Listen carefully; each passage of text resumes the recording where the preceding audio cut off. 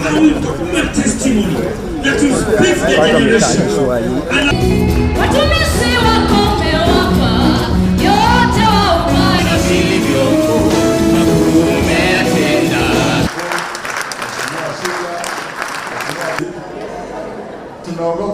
Tunahofia ati amalize ndoto ilikuwa kubwa.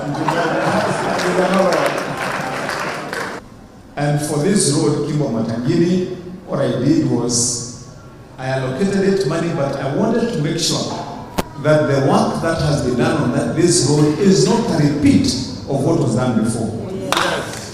Because what was done before was pure waste of public resources. More than 200 million was spent to build a road that did not even last 6 months.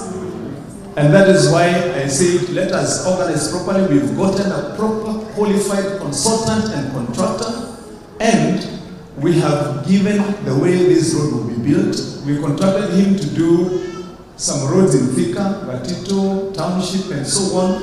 And then the second road that he is doing is Kimbo-Matangi.